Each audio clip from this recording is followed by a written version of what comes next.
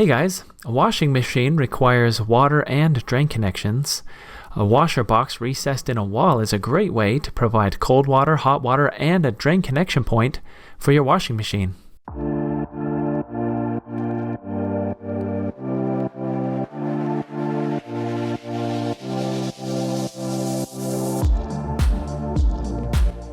So when it's time to hook up a washer box, first of all, for the drainage, I'll usually start with a santee in the wall and an arm that comes over to the P-trap.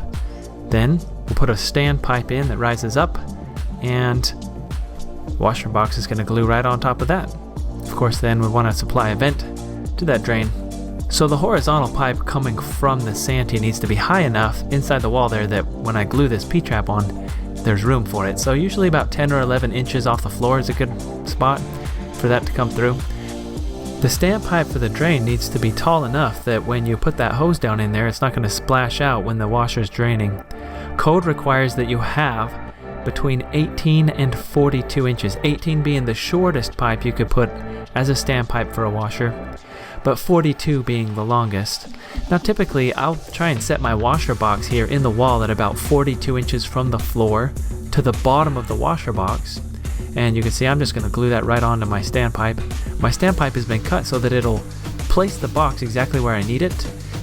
At this height, the washer box is going to be up high enough that I can just reach over the washer on most models and be able to access the valves, but not too high to where it's sticking way up in the wall and I see too much of it.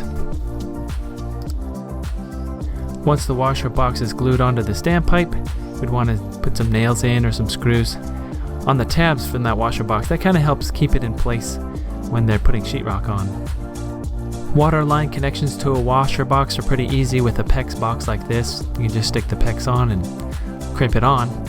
But they do also have solder type boxes or threaded, and so any type of water pipe could connect to a washer box. We come back to the washer box after sheetrock and paint and everything's done. It's ready for finish. I like to just use a flathead screwdriver and a hammer to pry out the cap. It's just a built-in cap that comes with the washer box. It works for testing, it can hold pressure, but when it's time for use, I can just pry it out like this. Now notice that I do mark which one of those caps I have the pipe connected to. I do that on the rough, and usually I'll just use my glue dauber and smear a big blob right on it. That way when it's time for finish, I know which of those two sides has the drain connection, and you can hook up a standpipe to either side. Now it's rare for me to be able to pry that off in one piece, and these little pieces, if they fall down in that drain, they can cause some major problems. They can cause some blockages. So be really careful not to allow any of those pieces to fall down in that standpipe. Now I'm ready for the trim piece. It's just this plastic cover that goes right over. It should snap in pretty easy. Sometimes I have to clean up the sheetrock a little bit to get it to go, but just pounding it against the wall, it's good enough. So that is how you install a washer box. Thank you for watching. Don't forget to like and subscribe, and we'll see you next time.